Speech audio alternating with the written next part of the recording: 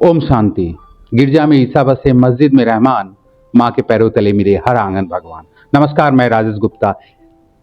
Hind mirror के इस wings of courage की अगर बात कहें तो नारी सशक्तिकरण का प्रत्यक्ष रूप, और जहाँ तक अगर बात कहें, अगर नारी की बात होती है तो गीता है, तो शक्ति है, तो माता है, तो सीता है।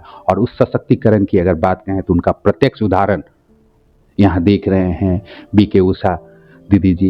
ये अपने आप में बहुत बड़ी बात है, और जहाँ तक मेरे लिए भी ये सौभाग्य की बात है कि आध्यात्म का स्वरूप, नारी के तो कई रूप होते हैं, माता भी है, पत्नी भी है, अभिभावक भी होती है, बेटी भी है, गुरु भी है, शिष्या भी होती है। लेकिन हर जगह हम लोग सीखने की कोशिश करते हैं, क्योंकि सिखाने की कला का अंत है पर सीखने की कला अनंत है। और ऐसे ही उस शिक्षा की बात कहें, अब इन्हें क्या कहें, शिक्षिका कहें, ज्ञान की देवी कहें, आध्यात्म की प्रतिमूर्ति कहें, अपने आप में हमारा सौभाग्य है। और जहाँ तक रही बात, लोग कहते हैं कि 1961 की बात है, हर जगह एक ऐतिहासिक बात होती थी, लेकिन 1961 की अगर बात कहें तो एक पवित्र, एक आत्मा कहें, एक नारी सशक्तिकरण का प्रत्यक्ष रूप जो आने वाले, जो युगों युगांतर तक वो आध्यात्म की जो लौ को फैलाने वाली थी, वो आज हमारे सामने है।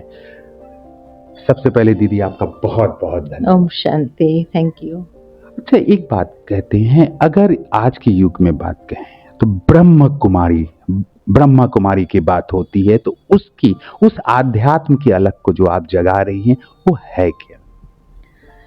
प्रजापिता ब्रह्मा कुमारी ईश्वरीय विश्वविद्यालय ये एक आध्यात्मिक विद्यालय है। विद्यालय इसीलिए हम कहते हैं कि विद्यालय में कभी अंधश्रद्धा नहीं होती है। विद्यालय में जब एक विद्यार्थी पढ़ता है तो उसके सामने एक लक्ष्य रहता है। ठीक इसी तरह इस आध्यात्मिक ईश्वरीय विश्वविद्यालय में भी हर एक के सामने एक लक्ष्य रहता है कि हम अपने जीवन को कैसा बनाएं, कैसे शेप करें, और हमें अपने जीवन से क्या चाहिए। जीवन में बहुत कुछ है। जैसे एक मूर्तिकार मूर्ति जब बनाता है तो पत्थर में से वेस्ट निकाल देता है, तब मूर्ति प्रकट होती है। मूर्ति है अंदर ही। ठीक इसी तरह हम भी वो मूर्ति है जो भीतर है ही है, बनी बनाई, लेकिन हमें जो एक्सटर्नल वेस्ट है उसको निकाल करके अपने जीवन को बहुत सुंदर तरीके से गढ़ना है। In simplicity, I can say one thing: just Adhyatma, spiritualism, it works like a chisel, and we all are the unshaped stone. Just you are going to take out all the negative in me. all the negative and the waste.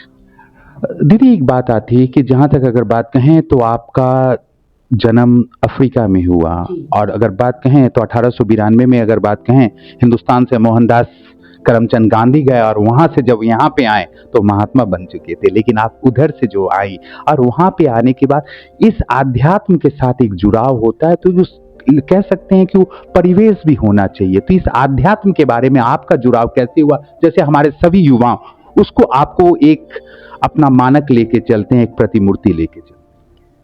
देखो, जब प्रजापिता ब्रह्मा कुमारी ईश्वरीय विश्वविद्यालय के संपर्क में हम आए, उस समय बहुत छोटे थे, 12 साल की आयु थी मेरी, और वहाँ विदेश में ही ब्रह्मा कुमारी की एक शाखा खुली थी।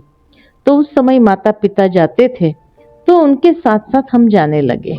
लेकिन धीरे धीरे हमारे बच्चों के क्लासेस अलग चलते थे, जो समर कैंप्स में या जो किड्स कार्निवल के रूप में होते हैं आजकल हर जगह, इस तरह से बच्चों के क्लासेस अलग होते थे। तो उसमें हमको बहुत सिंपल लैंग्वेज में समझाया जाता था आत्मा क्या चीज है, परमात्मा क्या चीज है।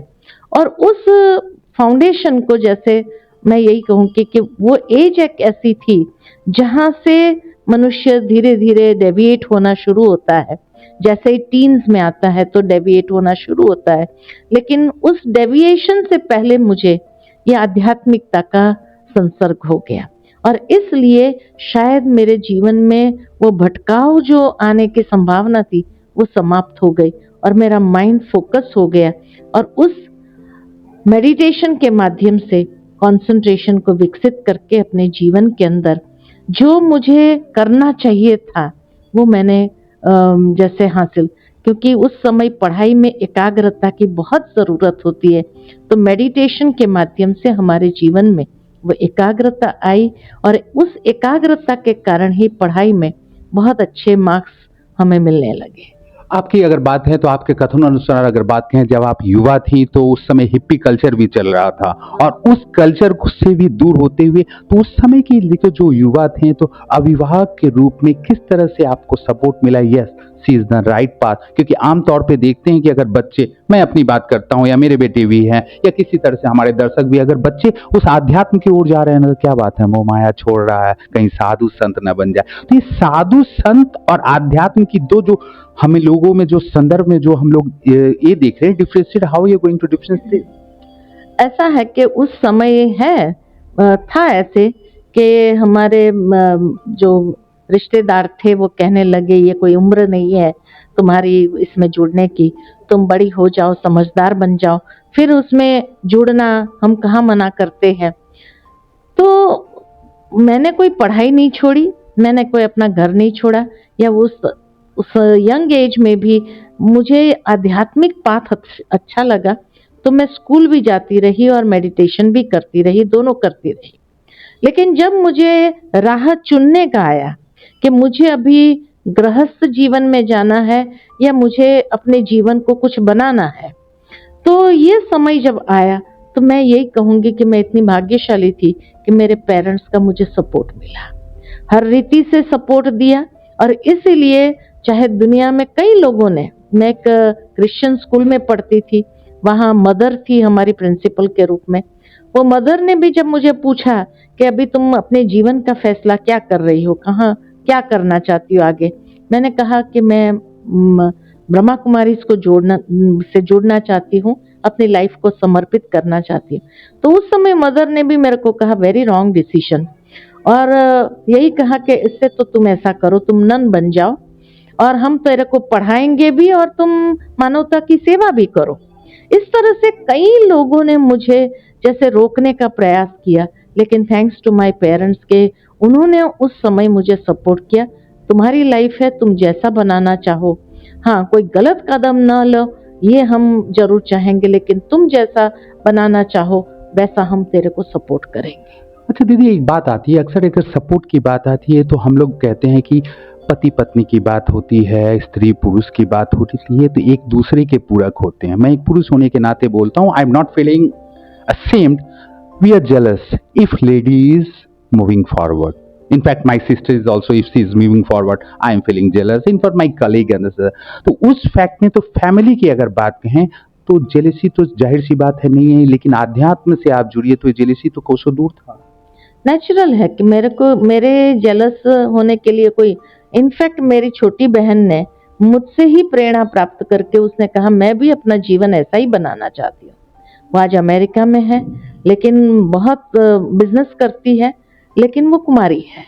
तो उसने अपना राह चुना कि भाई मैं शायद समर्पित न हो सकूं, लेकिन मैं बिजनेस वर्ल्ड में रह करके बिजनेस भी करूं, माता पिता को सपोर्ट भी करूं और मैं जो है आध्यात्मिक मार्ग में भी आगे बढ़ूं। दीदी एक बात आती है कि जिससे अक्सर we all talk about in today's world, we are the third decade of this century, अगर बात कहें तो आध्यात्म की बहुत जरूरी है। लेकिन ये भाग दौड़ में एक दिखावा, आडंबर, लोग बोलते हैं कि मोह, in my view money is not everything, but money is all thing because you have to maintain the status symbol and, और उस भाग दौड़ के बाद ही आध्यात्म है। लेकिन इसको हम लोग किस तरह से एक तरफ से सामंजस्य मिला के चले? भाग दौड़ वाली जिंदगी जरूर है, पैसा कमाओ ये बुरी बात नहीं है, लेकिन कहीं न कहीं जैसे आधुनिकता की दुनिया के अंदर जीने के साथ साथ जो गैजेट्स निकलते जाते हैं, हम उस गैजेट्स को खरीदते भी हैं और कहीं न कहीं उसकी गुलामी में आ गए हैं। और जहां गुलामी आती है, साधन खराब नहीं है, गैजेट्स खराब नहीं है, यूज करो, मालिक बन के प्रयोग करो। ऐसा न हो कि वो आपकी स्वतंत्रता को छीन ले और हमें ऐसा गुलाम बना दे कि उस गुलामी के कारण जो है हम अपने जीवन को एकदम क्वालिटी लेस कर दे, या नेगेटिव डायरेक्शन में आगे बढ़ने लगे, हमारी खुशी गायब हो जाए, हमारी जीवन की शांति खत्म हो जाए, हमारा आराम छीन ले। ऐसी भी गुलामी ठीक नहीं है। अगर बात कहें तो हम कहते हैं सच्चाई की बात होती है सबकी, क्योंकि जिस तरह से श्वेत वस्त्र आप लोग धारण किए एक सच्चाई का प्रतीक है, लेकिन हमें उस आध्यात्म की, अगर आज के लोग, अगर मैं भी पर्टिकुलरली बात कहूँ, मैं उस आध्यात्म को अगर खोजने निकलता हूँ और आज के जैसे हमारे सहकर्मी है कुछ नहीं, तो कहीं ना कहीं मुझे एक फ्रस्ट्रेशन फील होती है। तो चलो दोस्त के साथ आज की भाषा में कहीं बूझ कर लेते हैं, कहीं बैठ जाते हैं, एक अड्डा मार लेते हैं, लेकिन वो क्षणिक शांति होती है। लेकिन उससे अगर हम लोग कैसे निकले, लोग कहते हैं कि एक लोगों की एक धारणा, दोहरी नीति, पैसा के पीछे भाग रहा है, ये बहुत अच्छा नशा है, लेकिन अगर मान लीजिए वो कोई नशा का सेवन कर रहा है तो ये बुरा, बुरा तो दोनों भी है, लेकिन उस बुराई से हम कैसे निकलें? देखो, ऐसा है कि व्यक्ति के जीवन में अगर वो समझता है तनाव आ गया, बहुत थकावट आ गई, और इसीलिए जो है वो बुरी आदतों को अपनाना शुरू कर देता है कि दोस्तों के साथ बैठ करके बात करने के लिए बुरी आदतों का शिकार होने लगता है, तो मैं समझती हूँ कि वास्तविकता ये है कि उसको समझदार होने की आवश्यकता है कि वो सही तरीके से चुन सके कि मुझे किस राह पर आगे बढ़ना है। क्योंकि हर कोई जानता है कि बुरी आदतों का एक बार शिकार हुआ तो फिर वहां से निकलना, उसको छोड़ना बहुत मुश्किल होता है। तो ऐसे समय पर समझदार बनने की जरूरत है। आध्यात्मिकता भी एक ऑल्टरनेट है। क्यों नहीं? मनुष्य का तनाव जब बढ़ता है तो आज मेडिटेशन के द्वारा हम अपने मन को शांत कर सकते हैं, वो तनाव को रिलीज कर सकते हैं। जो बुरी आदत में व्यक्ति सोचता है नशा कर लेने से ही वो उसके तनाव से मुक्त हो सकता है, लेकिन जब वो नशा उतरता है उसके बाद वो तनाव तो रहेगा ही रहेगा, वो तनाव कोई चला नहीं जाएगा, लेकिन अंदर से, भीतर से उसकी स्पिरिचुअल इम्यूनिटी इतनी लो हो जाती है और एक नेगेटिव एनर्जी लेवल में वो गिर जाता है, जो और भी आगे जीवन बहुत कठिन होता है। लेकिन जब आध्यात्मिकता को अपनाता है, अर्थात अपने चारों ओर जो है एक पॉजिटिव एनर्जी लेवल को बढ़ाता है, और उस पॉजिटिव एनर्जी लेवल को जब वो बढ़ाता है तो स्ट्रेस अपने आप धीरे धीरे रिलीज होने लगता है, क्योंकि स्ट्रेस लो एनर्जी है। और जब खुद की एनर्जी को चार्ज कर लेता है मेडिटेशन से, तो एक ऊपर उठ जाता है, तो वो तनाव महसूस ही नहीं होता है, तनाव रिलीज हो जाता है और मन के अंदर शांति, खुशी, आनंद, उमंग, उत्साह भर देता है।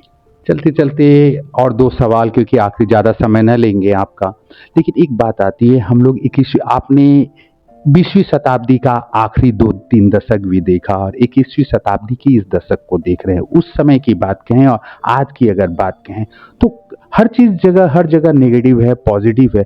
तो आप अपने आप को, मैं बीके उषा जी से बोलता हूं कि आप अपने आप को कहां पा रही, क्या वो समय सही था या इस समय गलत है? ऐसा है, वो समय का अपना एक स्वरूप था, आज के समय का अपना एक स्वरूप है। न वो गलत था न ये गलत है। ये नहीं कह सकते कि वो समय गलत था या आज का समय गलत है। नहीं, हर समय की अपनी एक ब्यूटी होती है, हर समय की अपनी एक ब्यूटी होती है, हर समय की अपनी एक आवश्यकता होती है ना। और इसीलिए उस जमाने में कोई गैजेट्स नहीं थे, लोग बहुत आराम से जीवन जीते थे। उस समय की कमजोरियां कुछ और थी। आज के समय में गैजेट्स हैं, लेकिन आज के समय की कमजोरियां कुछ और है। तो इसीलिए हम ये नहीं कह सकते वो समय बहुत अच्छा था और आज का समय बुरा है। नहीं, जब व्यक्ति के अंदर ये स्पिरिचुअल मैच्योरिटी आने लगती है तो उसी से वो अपने जीवन को किस तरह से ले जाना है उसकी दिशा खुद निर्धारित करता है और फिर मालिक बन करके अपने जीवन को चलाने लगता है। अच्छा, एक बात आती है कि अगर बात कहें आज के युग में, अगर हम लोग जिस हिसाब से लोगों से जो हम लोग देख रहे हैं, हम लोग बात कर रहे हैं कि परिवार में एक बिखराव हो रहा है। कहते हैं कि हमारा अफेयर 10 साल था लेकिन शादी 10 दिन में टूट जाता है। तो ये भी बिखराव हुए डिप्रेशन के लोग शिकार हैं, और इसके लिए हम कह सकते हैं कि पति पत्नी दोनों जिम्मेदार हैं या पुरुष। लेकिन इस बिखराव को, क्योंकि पाश्चात्य की बात अगर कहें, ये हमारे हिंदुस्तानी परिवेश की वो बात नहीं थी, लेकिन उस बिखराव को आध्यात्म के माध्यम से कैसे रोका जाए? बिखराव को रोकने का यही तरीका है कि कई चीजों को, जैसे दुनिया के अंदर देखा जाता है जहां अध्यात्म नहीं है, तो ये बिखराव क्यों आता है? ये बिखराव का कारण कहाँ ना कहाँ ईगो क्लैश है। और वो ईगो क्लैश में दोनों में से एक भी व्यक्ति झुकना नहीं चाहता है। वो समझता है मैं राइट हूं, वो समझता है मैं राइट हूं, और इसीलिए दोनों अपने आप को राइट प्रूव करने का प्रयत्न करते हैं। उसमें जो है फिर आखिर वो क्लैश इतना बढ़ जाता है जो अलग कर देता है। आध्यात्मिकता क्या करती है? हमें प्रैक्टिकल बनना सिखाती है कि अगर कोई व्यक्ति अपने ईगो में आ गया है तो उस समय आप शांत हो जाओ, समय देखो, और जब आप झुक जाएंगे तो नेचुरल है, झुकना कोई हारने की बात नहीं, लेकिन जब उस वक्त को, स्थिति को संभालने की बात है, और जब उस सिचुएशन को संभाल लेते, उसके बाद जब व्यक्ति का गुस्सा ठंडा होता है, उसका ईगो शांत होता है, आप शांति से अपनी बात रखो, शायद वो अच्छी तरह से सुनने की हालत में होगा। तो इसीलिए वो बिखराव जो होने जा रहा था वो अटक जाता है। ब्रह्मा कुमारीज ने आध्यात्मिकता के माध्यम से कई परिवारों को जोड़ा है, तोड़ा नहीं है। अगर कहीं ना कहीं टूटा है तो वो उनका पहले से ही प्रॉब्लम था, जिस कारण से टूट गया। फिर वो संभाल नहीं पाए तो टूट गया। बाकी ब्रह्मा कुमारी यही सिखाती है कि कैसे परिवार को बांध के रखे, जोड़ के रखे, और उसी के साथ आगे बढ़ना होता है। चलते चलते अगर बात कहें, जितने भी हमारे दर्शक है, हर वर्ग, अगर बात कहते हैं कि बुजुर्ग की बात कहें तो उस पेड़ की तरह है जो हमें छाया देता है, लेकिन अगर हम जैसे युवा अगर जाएं तो उस पेड़ के नीचे हम बौना हो जाएंगे। कहीं ना कहीं हमें उस पेड़ से निकल के एक अलग अपना बागीचा, अलग जगह बनाना है। और मातृशक्ति की अगर बात कहें तो नारी नारायणी है, तो उस तरह से लगे इन तीनों वर्ग के लेके ही हमारा समाज प्रवृद्ध हो रहा है। और विशिष्ट एक योगदान हिंदुस्तान की बात कहें अपने आप में बहुत जगह पे। क्या संदेश देना चाहती हैं उन तीनों लोगों को? ऐसा है कि आज के समाज के अंदर, चाहे वो बुजुर्ग है, चाहे वो बच्चे हैं, और चाहे वो माता पिता है, जो दोनों पीढ़ियों के बीच में है, जो बैलेंस रखने का प्रयत्न करते हैं, हम यही कहते हैं कि बैलेंस रखने के लिए स्वयं को आध्यात्मिक रीति से सशक्त करो। जितना व्यक्ति आध्यात्मिक रीति से सशक्त होगा तो बैलेंस को अच्छी तरह से मेंटेन कर सकेगा, न माता पिता को दुख पहुंचा सकेगा और न ही बच्चों के ऊपर अपना गुस्सा निकालेगा, लेकिन दोनों को लेकर के साथ में चल सकेगा। इतनी उसमें ताकत आ जाती है, शक्ति आ जाती है। और ताकत और शक्ति की अगर बात कहें तो अपने आप में बहुत बड़ी बात है, क्योंकि आध्यात्म ही वो ताकत है, आध्यात्म ही वो शक्ति है। और जहां तक रही बात, तो ओम निरंकार है, लेकिन ओम अपने आप में बहुत बड़ी बात है। मैं Rajesh Gupta, Hind mirror, Siliguri, wings of courage, इस महान विभूति के साथ अपने तमाम दर्शकों का धन्यवाद देता हूँ। ओम शांति। ओम शांति।